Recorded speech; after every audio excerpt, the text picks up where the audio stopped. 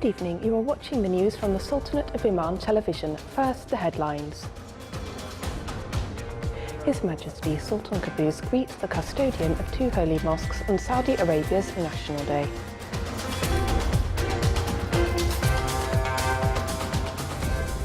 His Highness Said Asad bin Tariq Al Said heads to the Kingdom of Saudi Arabia to attend the conclusion ceremony of the camel race in Al Taif city.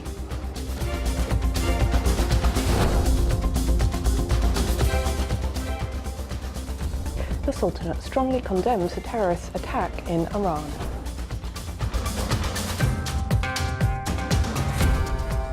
And scores of people are killed and many others injured in an attack on a military parade in Iran. The Daesh group claims responsibility for the attack.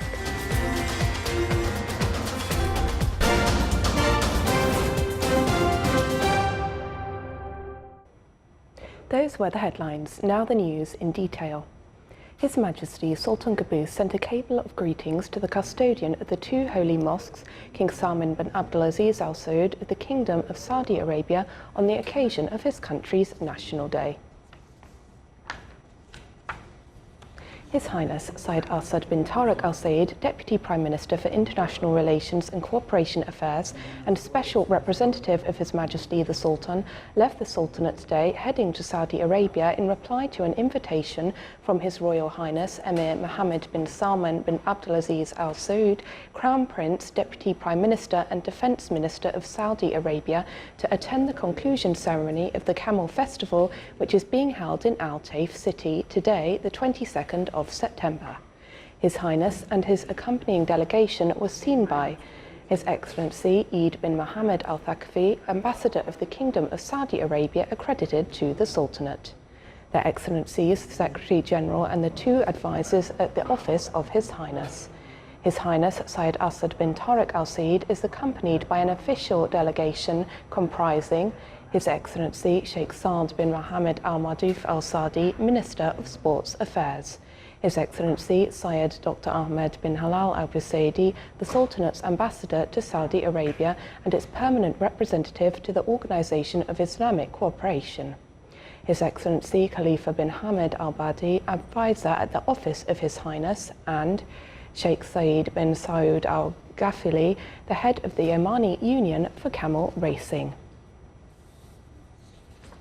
The Sultanate strongly condemned the armed and terrorist attack on a military parade in Al-Awaz city, southeast of Iran, which occurred today, 22nd of September 2018, and resulted in the death of 29 people, including civilians, and wounding of around 57 others. A statement issued by the Foreign Ministry affirmed the Sultanate's stance that objects all forms of terrorism and violence anywhere, anytime and whatever the reasons and causes, as they contradict with all religions and humane customs and morals. The Sultanate expressed its utmost condolences to the relatives of victims and the Iranian people, wishing the wounded a speedy recovery.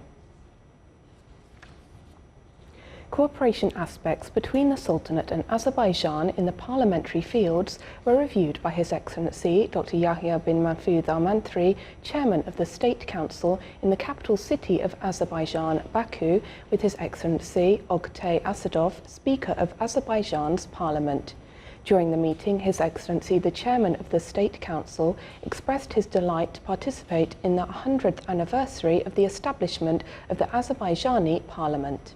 From his side, the Speaker of the Azerbaijani Parliament affirmed the deep-rooted relations binding the Sultanate and Azerbaijan and his country's keenness to improve relations in all fields, especially in the parliamentary work field. The Chinese city of Hangzhou hosted the second seminar on the Special Economic Zone in Duqm as part of the promotion campaign organised in China by the Special Economic Zone Authority of Duqm. His Excellency Yahya bin Saeed Al Jabri, Chairman of the Board of the Authority, stressed the depth and political and economic relations between the Sultanate and China, pointing out the strategic location of the zone on the Arabian Sea, which is open to the Indian Ocean. He added that the authority is providing many incentives for investors in addition to services and facilities provided through the one-stop station at the authority. His Excellency renewed his call for Chinese companies to expand their investment in Dukem Special Economic Zone. In order to raise awareness among children about the social aspects of preserving the components of the environment, the Sustainable Development Festival was organised by a number of bodies, including UNICEF and the Ministry of Social Development. The event included many activities aimed at acquiring the participants with the objectives of achieving sustainable development in the country and the roles of every segment of society in this regard.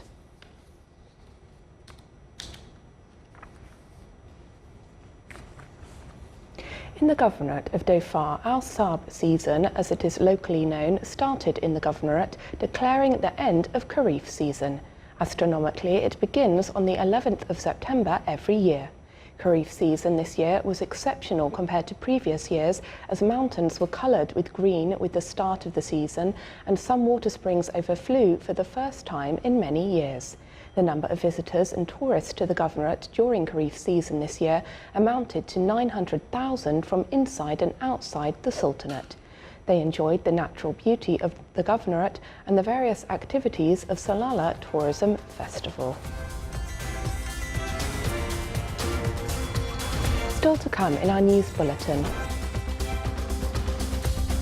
A 67-year-old reptile enthusiast in France keeps more than 400 reptiles at his home.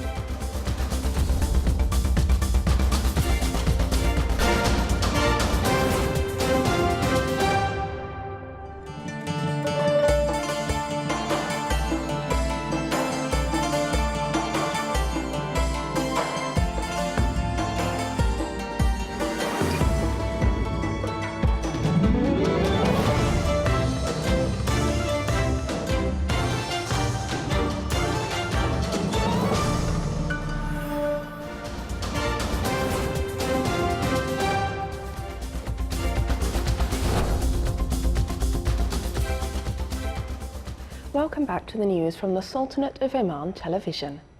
Militants shot dead at least 29 people, including women and children, in an attack today on an Iranian military parade claimed by the Daesh group, as Tehran accused a US ally in the region of the assault.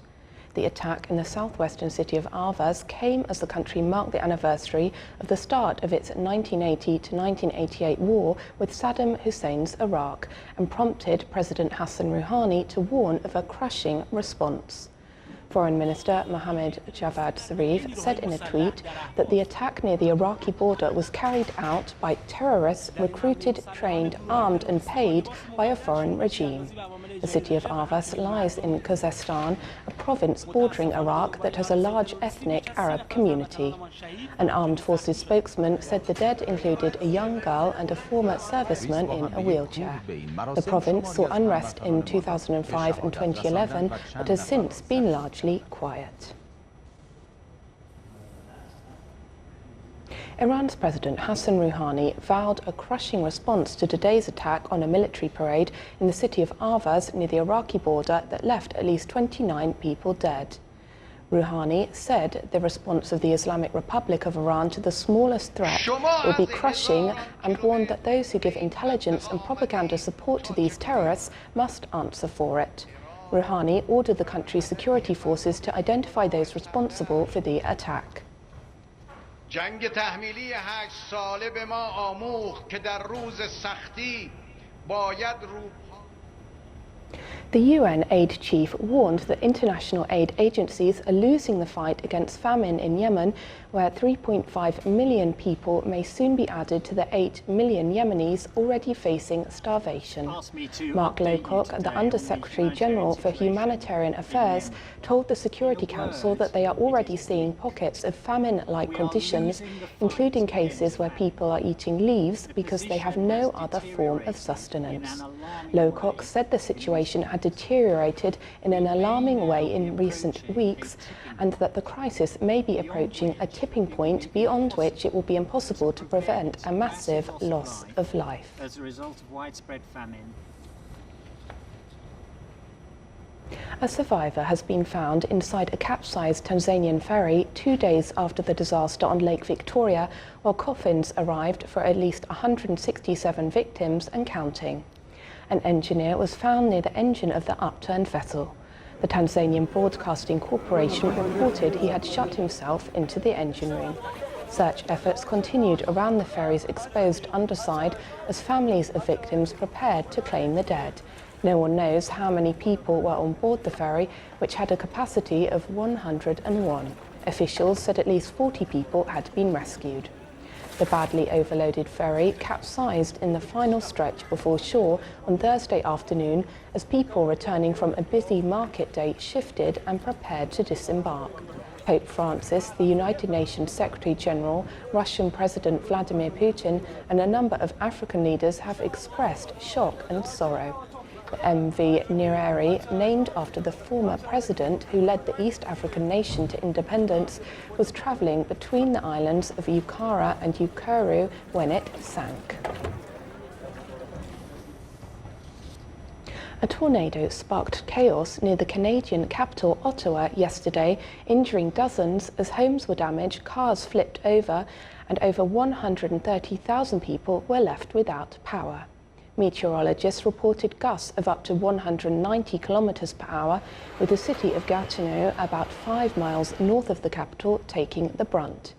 Images on social media showed homes with damaged rooftops and trees torn apart as debris was seen swirling through the air in dramatic video footage. A weather alert was put in place yesterday afternoon for all of southern Ontario and Quebec. Winds eased by the time they reached Greater Montreal, which was hit by heavy rains but escaped major damage.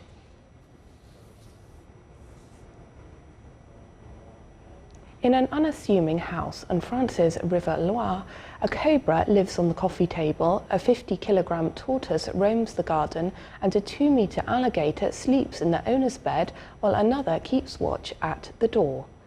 Over 2 decades, 67-year-old reptile enthusiast Philippe Guillet has amassed a collection of more than 400 phobia-inducing animals, including rattlesnakes, tarantulas and lizards, in his home in western France near the city of Nantes.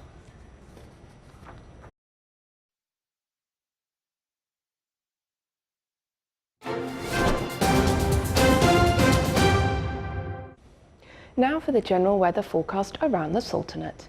Cloudy skies will prevail over the coastal areas of the Governorate of Dhofar and its nearby mountains, with chances of intermittent drizzle. The rest of the Sultanate will have clear skies with chances of cloud accumulation and scattered rainfall over the Hajar Mountains. Low clouds and fog late at night and early morning are expected over the coasts of the Arabian Sea and Sea of Oman. Winds will be southeasterly, light to moderate. Seas will be slight to moderate with a maximum wave height of 1.45 metres.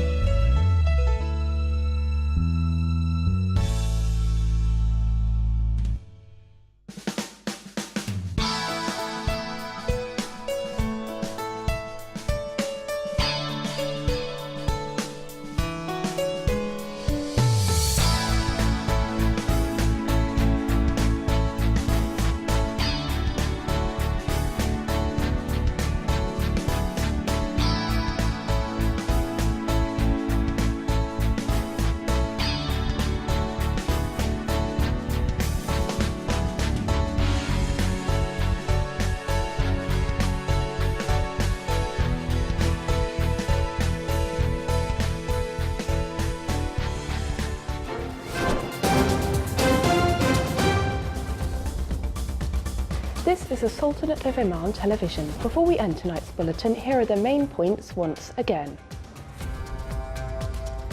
His Majesty Sultan Qaboos greets the custodian of 2 holy mosques on Saudi Arabia's National Day. His Highness Syed Al-Saud bin Tariq Al Sayed heads to the Kingdom of Saudi Arabia to attend the conclusion ceremony of the camel race in Al Taif city.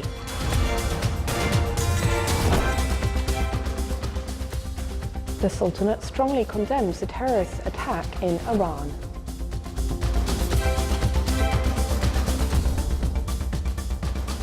And scores of people are killed and many others injured in an attack on a military parade in Iran, and the Daesh group claims responsibility for the attack. With that, we come to the end of tonight's news bulletin. From all of us here at the newsroom and the studios, it's good night.